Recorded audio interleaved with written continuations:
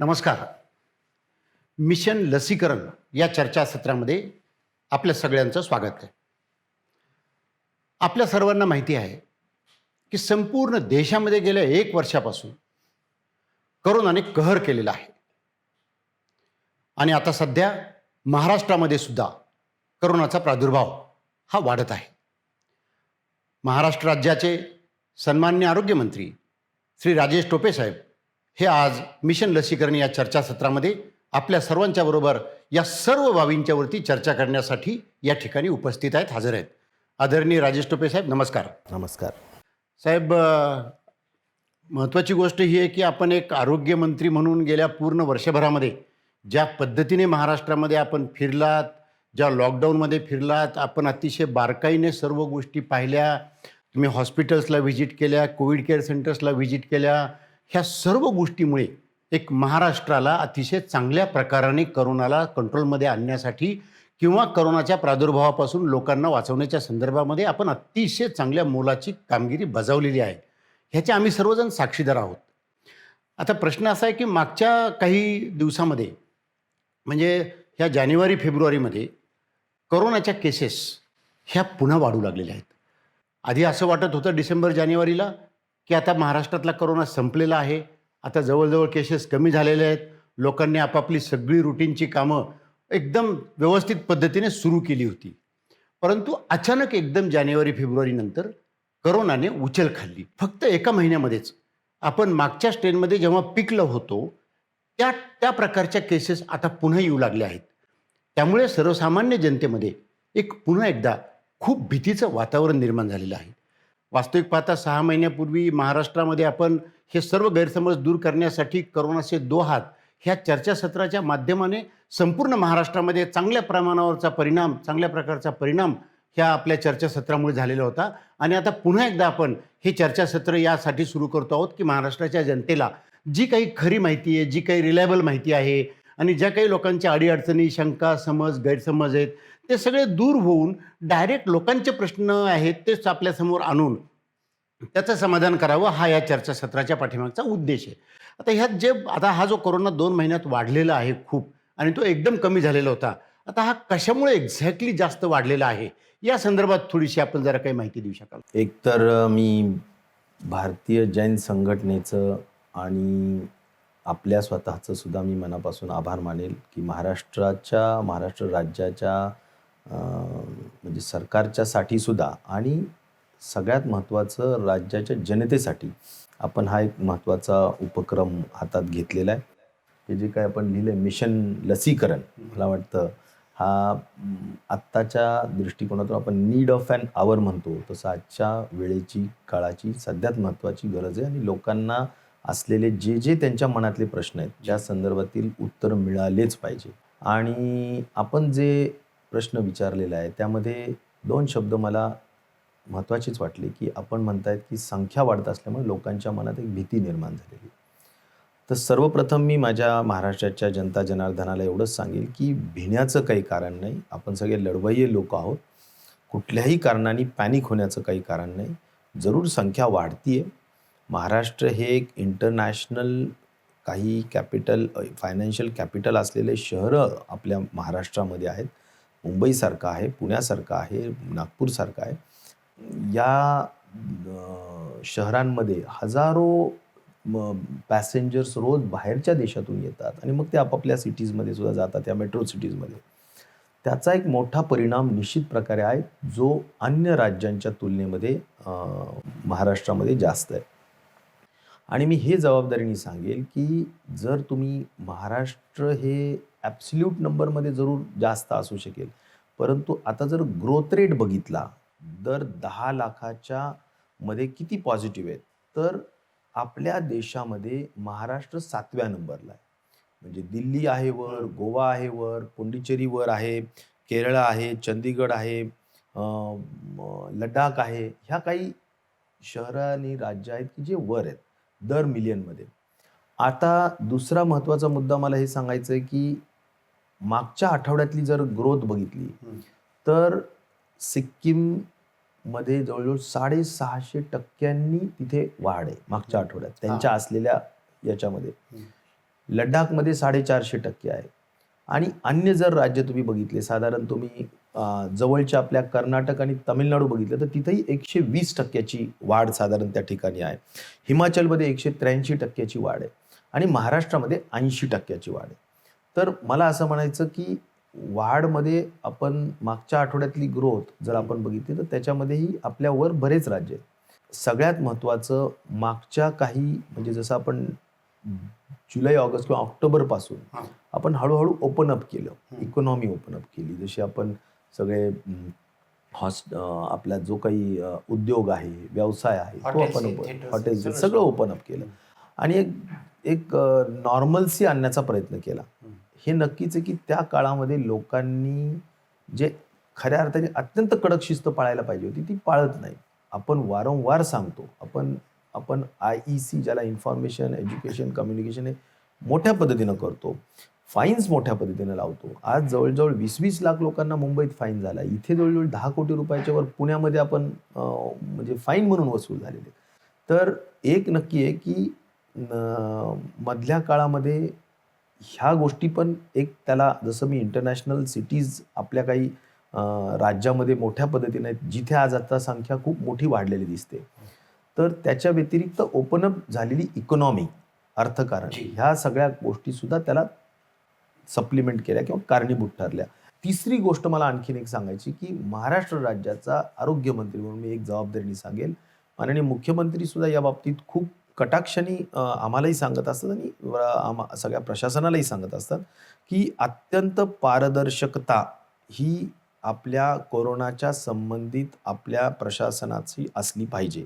मग ज्यामध्ये आता सेंट्रल टीमनी सांगितलं आपल्याला ट्रॅकिंग, ट्रेसिंग, टेस्टिंग करा.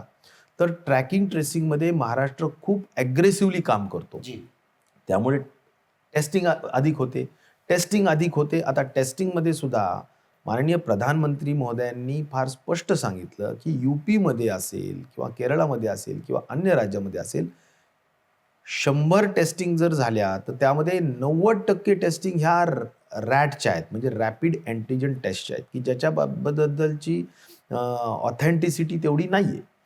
परंतु आपल्या राज्यामध्ये मात्र 75% पर्यंतचे टेस्टिंग्स आपले हे RT-PCR. RT-PCR आहेत आणि त्यामुळे आपण ते महत्त्वाचं का हे आहे, की आपण पारदर्शकपणे त्यांनी जे सांगितले ते करतोय. आता जिथे ज्या राज्यांमध्ये टेस्टिंगच होत नाहीत, त्यामुळे रिपोर्टिंग पण होत नाही, ट्रॅकिंग ट्रेसिंग पण होत नाही. तर हे सगळ्या गोष्टी मला काही दुसऱ्या राज्यांबद्दल काहीच बोलायचं नाही. फक्त मला हे म्हणायचं आहे, की आम्ही पारदर्शकपणे ह्या सगळ्या गोष्टी सांगतो आहोत. राज्यामध्ये 1,500-2,000 हजारच्या वर केसेस नव्हत्या. हं. आता त्या वाढल्या आणि त्यामुळे कमी झाल्या त्यावेळेसही आम्ही ते सांगितलं आणि आताही जे आहे ते आम्ही निश्चित प्रकारे सर, ज्या आपण कमी झाल्या राज्यामध्ये 1,500-2,000 हजारापर्यंत आल्या आणि परत ह्या ज्या काही वाढतात, हा स्ट्रेन चेंज झाल्यामुळे वाढलेले आहेत की काय याच्याबद्दल? 3 स्ट्रेन आहेत. हं. एक ब्राझीलची स्ट्रेन आहे, UKची स्ट्रेन आहे, साऊथ आफ्रिकेची स्ट्रेन आहे. हं. परंतु त्याच्या संबंधित आपल्या इथला विषय नाही आहे. मला असं म्हणायचं की सध्याचा स्ट्रेन किंवा सध्याची जी काही सर्ज आपण पाहतोय, पहिल्यात आणि दुसऱ्यात फरक जर बघितला तर सगळ्यात मोठा तुम्हाला फरक हा दिसेल, की आपल्याला लक्षणं नसलेली टक्केवारी ही खूप मोठी आहे. नाही, ते मान्य. म्हणजे परंतु हा जो 100 आहे, हां, म्हणून हा तो स्ट्रेन स्ट्रेन वेगळा आहे. तोच माझं तेच म्हणणं आहे, की मला तेच सांगायचं आहे, की सध्या आपल्याला मोठ्या पद्धतीनं एसिम्प्टोमॅटिक केसेस दिसतायत, लक्षणं नसलेले केसेस आहेत.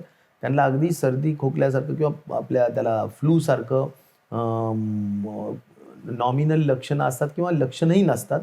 माईल्ड आणि अत्यंत मॉडरेट टाईपचे पेशंट्स जास्त आहेत आणि 10% आत म्हणजे ज्याच्यात आपण ऑक्सिजन लागणारे, क्रिटिकल होणारे हे पर्सेंटेज अगदीच कमी आहे. 2-3% पर्यंत, 4% आहे. पण मला मुख्यतः हे सांगायचं आहे, की हा जो काही हा मोठा बदल म्हणजे त्यामुळे CFRवर मोठा परिणाम होतो. केस फॅटॅलिटी रेट जी आहे ती सध्या 0.4% आहे. जी महाराष्ट्राची एकेकाळी 2.5%च्या वर होती.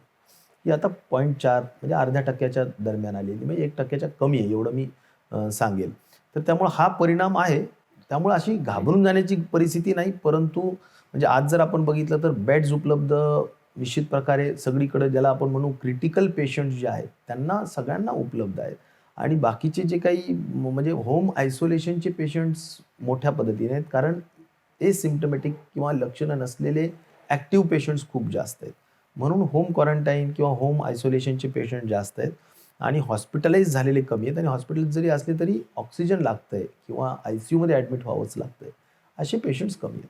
साहेब, आधीचा जो काही स्ट्रेन होता त्याच्यामध्ये जेव्हा आपण सर्वजण पाहत होतो की एका घरामध्ये जर 15-20 लोक असतील तर 2-3 लोकांना करोना बाधित होत होता, बाकीचे लोक तसे जास्त बाधित होत नव्हते आणि ते पटकन आपण आयसोलेट करत होतो आणि त्याच्यामुळे तो करोना वाढत नव्हता. परंतु ह्या नवीन स्ट्रेनचं बिहेवियर असं काही दिसतंय जनरली की एका घरामध्ये जर 15 लोक असतील तर 10 लोक पटकन बाधित होत आहेत. हा एक मोठा फरक आत्ता दिसतोय. तर हा जो फरक दिसतोय म्हणजे त्या करोनाच्या बिहेवियर म्हणजे त्या स्ट्रेनच्या बिहेवियरमध्ये चेंज झाल्यामुळे हा फरक पडतोय की दुसरं अजून काही कारण आहे? नाही, नक्कीच तुम्ही म्हणतायत ते तुमचं निरीक्षण अत्यंत बरोबर आहे आणि आपण जर बघितलं तर याला आपण असं म्हणूया की इन्फेक्टिव्हिटी रेट म्हणजे म्हणजे संसर्गाचा जी गती आहे Correct. ती नक्कीच वाढलेली आहे आणि संसर्गाची गती वाढली आहे, परंतु त्याच्यामधली जी व्हिरुलन्स म्हणू व्हायरसचा व्हिरुलन्स म्हणजे त्याच्यामधला जो खऱ्या अर्थाने आजाराचा जो गंभीर परिणाम असतो तो कमी दिसतो, म्हणून आपल्याला मृत्यूदर कमी दिसतो. परंतु इन्फेक्शन वाढतंय, इन्फेक्टिव्हिटी रेट वाढतोय, संसर्ग मोठ्या पद्धतीनं होतोय आणि हा फरक या सेकंड सर्ज मधल्या व्हायरसच्या केसेसमध्ये नक्कीच जाणवतो. मग आता जसं हा केसेस वाढत आहेत तसं सर्वसामान्य म्हणजे आम्हाला किंवा असं वाटतं की जितक्या केसेस वाढतील तितके मृत्यू वाढतात की काय, अशा प्रकारची एक भीती लोकांच्या मनामध्ये आहे. तर पूर्वीच्या ह्याच्यामधला मृत्यूदर आणि आत्ताच्या ह्याच्यामधला मृत्यूदर ह्याच्यामधलं थोडंसं जरा काही आपण कॅल्क्युलेशन सांगू शकाल? एकदम बरोबर आहे की ह्या सध्याची परिस्थितीमध्ये मी जसं म्हणालो की लक्षणं अशी आहेत की एसिम्प्टमॅटिक म्हणजे अजिबात लक्षण नसलेले जे पेशंट्स आहेत ते 85% जी.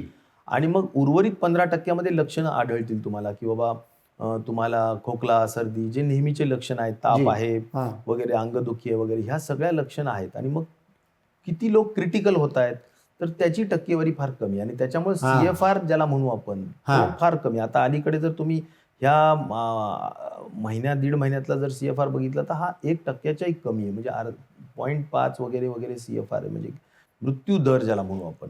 आणि तो पूर्वी 2.5%च्या वर असायचा. अच्छा, हा मोठा म्हणजे इतका मोठा फरक पडला. हा मोठा फरक आहे. म्हणजे हा जवळजवळ फ्लू सारखाच झाला. बिलकुल. परंतु पूर्वीचं ज्याच्यामध्ये पूर्वी जसं आपण सांगितलं की पूर्वी समजा जसे एसिम्प्टमॅटिक लोक होते आणि आत्ताच्या ह्याच्यामध्ये घरामध्ये जर 2 लोकांना झालं आणि बाकीचं चेक केलं तर कुठल्याही प्रकारचे सिम्प्टम नाहीत परंतु ते पॉझिटिव्ह येत आहेत. तर त्याच्यामुळे ही संख्या खूप जास्त दिसते, असा त्याच्यातला एक अर्थ आहे. बिलकुल बिलकुल. म्हणून घाबरून जाण्याची परिस्थिती नाही, परंतु सजग राहायला पाहिजे, जागरूक राहायला पाहिजे. आणि आपण कुठल्याही परिस्थितीत जर आपल्याला थोडंही लक्षण दिसलं किंवा आपण एखाद्या पॉझिटिव्ह ॲक्टिव्ह म्हणजे आपण पॉझिटिव्ह पेशंटच्या संपर्कात असलो, सानिध्यात असलो, फॅमिलीचे मेंबर असलो, हाय रिस्कमध्ये असलो तर त्वरेने आपलं टेस्टिंग करून घेणं गरजेचं आहे. टेस्टिंग केल्यानंतर जर पॉझिटिव्ह असेल तर आपण समाजहितासाठी, लोकहितासाठी आपण आपलं आयसोलेट होणं किंवा क्वारंटाईन होणं, अलगीकरण किंवा विलगीकरणमध्ये राहणं हे फार गरजेचं आहे. आणि ज्यांना काही लक्षणं आढळलेच तर पटकन आपली टेस्टिंग करून घ्यावी आणि लवकर निदान होणं या कोरोनाच्या आजारासाठी फार गरजेचं आहे, जेणेकरून लवकर ट्रीटमेंट होते, लवकर निदान, लवकर ट्रीटमेंट, आणि त्यामुळे आपण लवकर बरे होऊ शकतो. अन्यथा जर उशीर झाला, डिले झाला तुमच्या लक्षण टेस्टिंगमध्ये आणि उपचारामध्ये तर मग मात्र केस हाताच्या बाहेर जाऊ शकते. पण साहेब, आता जसं आपण स्प्रेड होतो असं म्हणतो आणि ते दिसते सगळीकडे, पण मग आता जसं आता आमचे काही एक्सपिरियन्सेस असे, आता धारावीला आम्ही मागच्या वेळेस काम करतो, आत्ताही काम करतोय. धारावी अशी 0पर्यंत आली होती, परंतु ज्या पद्धतीने बाकीच्या ठिकाणचा कोरोना वाढतोय तसा धारावीचा काही खूप पीक झालेला दिसत नाही.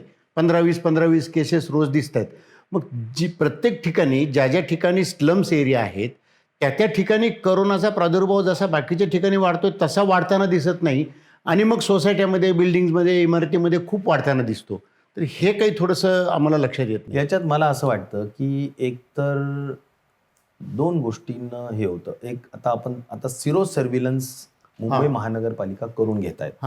त्याचा रिपोर्ट एक 2-4 दिवसाच्या आत बाहेर येईल. माझं मुंबई महानगरपालिकेच्या कमिशनर बरोबर चर्चा झाली, तर सिरो सर्व्हिलन्स करतायत. तर त्या सिरो सर्व्हिलन्समध्ये सगळे सॅम्पल्स घेतले जातात. म्हणजे तुमच्या धारावीचे सॅम्पल घेतले जाणार, अपार्टमेंटचे घेतले जाणार, बंगलोजचे घेतले जाणार, मुंबईच्या पूर्ण एरियाचे घेतले जाणार. आणि म्हणून या सॅम्पलिंगमध्ये आपल्याला लक्षात येईल की अँटीबॉडीज ज्याला म्हणू आपण, की जे आपल्याला आजाराला प्रतिबंधक ही शक्ती आहे, जी तर ती कुठे कुठे निर्माण झालेली. तर मला असं खात्रीदायक वाटतं की ह्या सगळ्या स्लम्स एरियामध्ये सिरो सर्व्हेलन्समध्ये अँटीबॉडीज असलेल्यांची संख्या खूप मोठी राहणार आहे. जी मग अँटीबॉडीज कशा येतात किंवा काय येतात, तर त्याच्या बाबतीत मला एवढंच सांगायचं की एकतर आजार होऊन गेलेला असतो जी आणि त्याच्यामुळे सुद्धा अँटीबॉडीज डेव्हलप झालेले असतात. त्यामुळे त्यांना मग अँटीबॉडीज असल्यामुळे त्यांना ते पॉझिटिव्ह येऊ शकत नाहीत, हाही प्रकार असतो. आणि मग अपार्टमेंट्समध्ये आता नव्याने शिरकाव त्या ठिकाणी होतानीचं चित्र पाहायला मिळतंय कोविडमध्ये. आणि म्हणून मला असं वाटतं की तुमचं हे जे ऑब्झर्वेशन आहे की आता अपार्टमेंट्समध्ये जास्त वाढत आहेत, स्लम्समध्ये स्पॉरॅडिक 10-12 दिसत आहेत, ही वस्तुस्थिती आहे. साहेब, दुसरा एक मुद्दा असा आहे की मागच्या वेळेला असा अनुभव होता की मॅक्झिमम लोकांना ॲडमिट होण्याच्या संदर्भातली आवश्यकता जास्त लागत होती. आत्ताच्या ट्रेनमध्ये तीव्रता त्याची इतकी नसल्यामुळे होम आयसोलेशनमध्ये असणाऱ्या लोकांची संख्या जास्त आहे. परंतु बऱ्याच वेळेला साहेब, होम आयसोलेशनमध्ये मला काहीच त्रास होत नाही म्हटल्यानंतर तो माणूस निष्काळजी राहतो. हा एक भाग. दुसरा भाग, कधीकधी हे लोक बाहेर पण पडताना दिसतात आणि कधीकधी तर हे लोक CCCमधून बाहेर जातात, असंही होऊ शकतं. तर थोडंसं आपण होम आयसोलेशनच्या संदर्भामध्ये एक्झॅक्टली कशा पद्धतीने लोकांनी खबरदारी घेतली पाहिजे या संदर्भात. कारण आता एका घरामध्ये जर 10 लोक असतील आणि त्याच्यातले जर 6-7 पॉझिटिव्ह असतील आणि 2-3च निगेटिव्ह असतील समजा, तर एकंदरीत त्यांनी काळजी घेताना घरामध्ये त्याचे व्यवस्थापन किंवा घरामध्ये त्याची काळजी कशी घ्यावी आणि बाहेरच्या संदर्भातून प्रिकॉशन्स त्यांनी कशा घ्याव्यात. जिथे छोटं घर आहे आणि जास्त संख्या आहे लोकांची, त्या ठिकाणी एक नक्कीच पाळलं पाहिजे की तिथे ते आयसोलेट होऊ शकत नाहीत. ते अलगीकरण किंवा विलगीकरण त्यांचं होऊ शकत नाही. त्यांनी घरी थांबू नये. त्यांना आयसोलेशन, त्याला खऱ्या अर्थाने सायंटिफिकली आयसोलेशन मान्य. होणार नाही. बरोबर आहे. म्हणून त्यांनी गव्हर्नमेंटच्या आपल्या CCCमध्ये जाऊनच ॲडमिट व्हावं करेक्ट. आणि तिथे त्यांची लक्षणं नसले तरी सुद्धा तिथे जाऊन त्यांनी ट्रीटमेंट घ्यावी. ज्या ठिकाणी मोठी घरं आहेत किंवा ज्यांचे अपार्टमेंट्स मोठे आहेत, अपार्टमेंटमधल्या केसेस असतील, तर मला म्हणायचं की सगळ्यात महत्त्वाचं मी एक सांगेल की स्वयंशिस्त आणि त्याच्या बाबतीतलं रूल्स पालन करणं हा फार महत्त्वाचा आहे. घरात जो कोणी पॉझिटिव्ह आला असेल त्यांनी स्वतःला टोटल आयसोलेट केलं पाहिजे. त्याच्या रूममध्येच त्यांनी राहिलं पाहिजे आणि कुठल्याही कारणाने त्यांनी सहज पद्धतीनं आपल्या घरातल्या लोकांना सुद्धा इन्फेक्शन होणार नाही याची काळजीच घ्यावी. आणि खाली वगैरे जातात ते तर त्या सोसायटीचे जे ऑफिस बेअरर्स असतात, अध्यक्ष असेल सोसायटीचा, पदाधिकारी असतील, त्यांनी सुद्धा लक्षात घ्यावं की आपल्या अपार्टमेंटमध्ये, आपल्या बिल्डिंगमध्ये किती पॉझिटिव्ह आहेत, कोणत्या कोणत्या फ्लॅटमध्ये आहेत.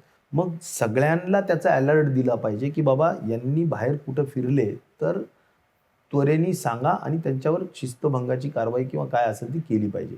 आणि CCC मधले लोक तुम्ही जे म्हणतायत की जे बाहेर फिरत असतील इकडे तिकडे, तर मग CCCच्या हॉस्पिटलचं ते जिम्मेदारी आहे, अथॉरिटीची जिम्मेदारी आहे की बाहेर अजिबात जाता कामाच नाही.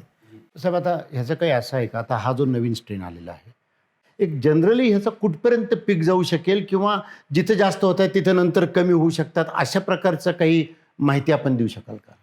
नाही, एक नक्कीच आहे की आता असं मला वाटतं की मागच्या पहिल्या जी काही पीक आला होता त्याच्या तुलनेमध्ये आता सध्या नक्कीच अधिक जास्त संख्या झालेली आहे. जी आणि म्हणून मला असं वाटतं की आता हा जवळजवळ पीकच्याच संदर्भातला अच्छा. विषय आहे बऱ्यापैकी, की आता इथून पुढे आम्ही एक्सपेक्ट करू की एक थोडंफार पुढे मागे जाऊ शकेल, पण त्याच्यानंतर ते खालीच यायला पाहिजे.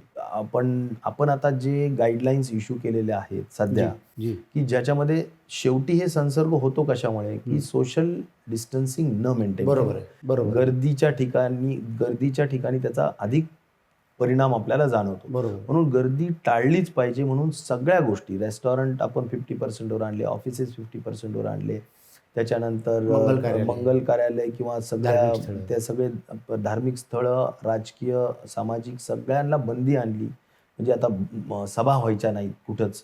आणि धार्मिक स्थळांवर सुद्धा सोशल डिस्टन्सिंग मेंटेन झालंच पाहिजे हे बंधनकारक केलं. अशा बऱ्याच गोष्टी केलेल्या आहेत. मला असं वाटतं की या सगळ्यांचा परिणाम आणि हे जे काही आपण स्ट्रिक्ट मॉनिटरिंग, मास्क घातलंच पाहिजे, जी. तर या बाबतीत पोलीस कारवाई असेल, फाईन्स असतील, ह्या सगळ्यांचा परिणाम मला वाटतं की नक्कीच काही दिवसात ही संख्या आता खाली उतरायला पाहिजेच. आणि मला वाटतं की म्हणजे ह्या एप्रिल महिन्यामध्ये थोडीशी आता संख्या कमी कमी होऊ होईल लागेल. असे अंदाज करूया आपण. आता आपण जे रिस्ट्रिक्शन्स आणलेले आहेत, ते रिस्ट्रिक्शन्स तर लोक पाळतात. कुठं नाईट कर्फ्यू असेल, कुठं स्थानिक पातळीवरती पण जे जे काही रिस्ट्रिक्शन्स आहेत, काही जनता कर्फ्यू काही काही लोकांनी सॅटर्डे संडे वगैरे ठेवलेले आहेत, ते पालन करतायत. परंतु थोडीशी भीती लोकांच्या मनामध्ये आहे की ते कम्प्लीट लॉकडाऊन होऊ शकतो का? नाही, लॉकडाऊन हा अगदी अगदी शेवटचा पर्याय आहे, परंतु तो पर्याय आहेच.